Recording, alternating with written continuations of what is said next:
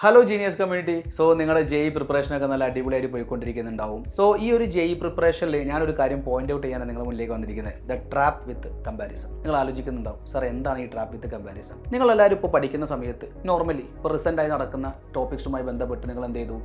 ഒരു mock exam എഴുതി. So ആ മോക്ക് എക്സാം എഴുതിയതിന് ശേഷം ഫസ്റ്റ് നിങ്ങൾ ചെക്ക് ചെയ്യുക നിങ്ങളുടെ മാർക്കാണോ അതോ ടോപ്പ് വന്ന ആളുടെ മാർക്കാണോ നിങ്ങൾ ചെക്ക് ചെയ്യുക? യെസ്, ഡെഫിനറ്റായിട്ടും നമ്മളെ മാർക്ക് ചെക്ക് ചെയ്യും. അതിനുശേഷം ടോപ്പ് വന്നിരിക്കുന്ന മാർക്ക് നമ്മൾ ചെക്ക് ചെയ്യും.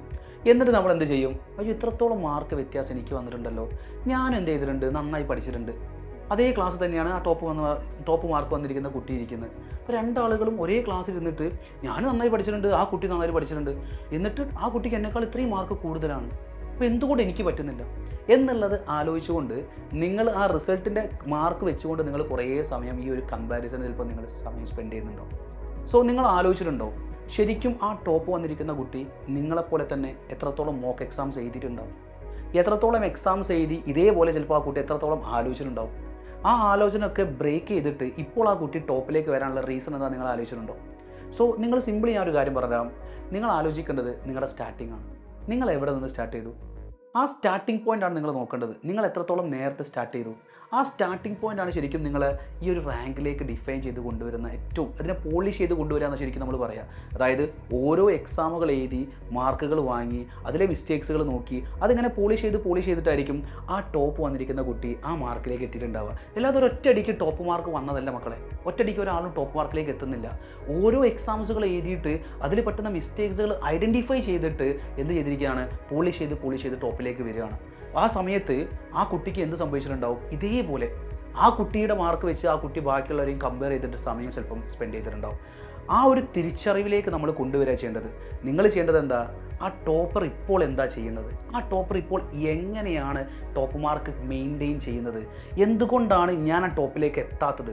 അതിനുള്ള റീസണാണ് നിങ്ങൾ മനസ്സിലാക്കേണ്ടത്. അതാണ് ഞാൻ പറഞ്ഞത്, ട്രാപ്പ് വിത്ത് കമ്പാരിസണിൽ എന്തൊക്കെ ട്രാപ്പിലാണ് നമ്മൾ കുടുങ്ങി നിൽക്കുന്നത് നിങ്ങൾ ഐഡൻറ്റിഫൈ ചെയ്യണം. അതായത് ആ ടോപ്പ് കുട്ടി ഇപ്പോൾ ചെയ്തുകൊണ്ടിരിക്കുന്ന ഒരേ ഒരു കാര്യം എന്താ അറിയോ? ഈ എക്സാമിന് കിട്ടിയ മാർക്ക് വെച്ചിട്ട് ബാക്കിയുള്ളവരുടെ മാർക്കോ കാര്യങ്ങളോ എല്ലാം കമ്പയർ ചെയ്യുക. ആ കുട്ടി സ്വന്തമായിട്ട് ആ കുട്ടിയുടെ മാർക്കാണ് കമ്പയർ ചെയ്യുക. അതായത് തൊട്ടു മുന്നേ നടന്നിരിക്കുന്ന മോക്ക് എക്സാമുകൾ നോക്കും. ആ ഓരോ മോക്ക് എക്സാമിൽ എത്രത്തോളം മാർക്കുകൾ എനിക്ക് വന്നിട്ടുണ്ട്, എന്തുകൊണ്ടാണ് കഴിഞ്ഞ മോക്കുമായി കമ്പയർ ചെയ്യുമ്പോൾ എനിക്ക് ഇത്ര മാർക്കിൽ വ്യത്യാസം വന്നിരിക്കുന്നത്? എൻ്റെ കാര്യം ആ കുട്ടി ചിന്തിക്കുന്നത് എങ്ങനെയാണ്? എൻ്റെ കാര്യത്തിൽ എത്രത്തോളം മാറ്റം സംഭവിച്ചിട്ടുണ്ട്, മാർക്ക് എത്രത്തോളം എനിക്ക് ഇമ്പ്രൂവ് ചെയ്യാൻ വേണ്ടി പറ്റുന്നുണ്ട്, എവിടെയാണ് എനിക്ക് മിസ്സിങ് പറ്റിയിരിക്കുന്നത്, ഫിസിക്സിലെ ചോദ്യങ്ങളാണോ എനിക്ക് മിസ്സിങ് പറ്റിയത്, കെമിസ്ട്രി ആണോ മാത്സ് ആണോ എന്നുള്ളത് കുട്ടി ഐഡൻറ്റിഫൈ ചെയ്യുകയും അത് മനസ്സിലാക്കിക്കൊണ്ട് അടുത്ത എക്സാമിൽ എനിക്ക് ഇപ്പോൾ കിട്ടിയ മാർക്കിനെക്കാട്ടിയും കൂടുതൽ മാർക്കിലേക്ക് ഉയർത്തണം എന്നുള്ള ഒരൊറ്റ മെൻറ്റാലിറ്റി ആയിരിക്കും ആ കുട്ടിക്ക് ഉണ്ടാവുക. അല്ലാതെ അയ്യോ എനിക്ക് ഇത്ര മാർക്കുകൾ കിട്ടിയുള്ളൂ, അടുത്ത കുട്ടിക്ക് ഇത്ര മാർക്കുണ്ട്, ഞാൻ എന്താണ് ചെയ്യുക, ആ കുട്ടി എന്നെ പോലെ തന്നെ പഠിക്കുന്നില്ലേ? ഞാൻ പറഞ്ഞു എപ്പോഴും രണ്ടാളുകളും എവരിവൺ ഈസ് യൂണിക്. എല്ലാവരും ഡിഫറൻറ്റാണ്, എല്ലാവരും അവരുടേതായ വേല ഡിഫറൻറ്റാണ്. അപ്പോൾ നിങ്ങൾ ടാലൻറ്റ് നിങ്ങൾക്ക് നന്നായിട്ട് അറിയാം. സോ നിങ്ങൾ ചെയ്യേണ്ട കാര്യം ഇത്രയേ ഉള്ളൂ. നിങ്ങളിപ്പോൾ കമ്പാരിസന് വേണ്ടിയിട്ട് സമയം കണ്ടെത്തുന്നുണ്ടെങ്കിൽ ആ സമയം നിങ്ങൾ എന്തിനു വേണ്ടി യൂസ് ചെയ്യുക? പഠിക്കാനുള്ള, ക്വസ്റ്റ്യൻസ് ചെയ്യാനുള്ള, മോക്ക് എക്സാംസ് കൂടുതൽ എഴുതാനുള്ള സമയത്തിലേക്ക് നിങ്ങൾ മാറ്റിയെടുക്കുക. കമ്പയർ ചെയ്യേണ്ട സമയം നിങ്ങളെ മനസ്സിനെടുത്ത് ഒഴിവാക്കുക. എന്താണ് ഞാൻ കമ്പയർ ചെയ്യേണ്ടത്? എൻ്റെ മാർക്കാണ്. ഞാൻ എത്രത്തോളം മാർക്കിൽ ഇമ്പ്രൂവ്മെൻറ്റിലേക്ക് കൊണ്ടുവരണം, എവിടെയാണ് എനിക്ക് മിസ്റ്റേക്സുകൾ പറ്റുന്നത്?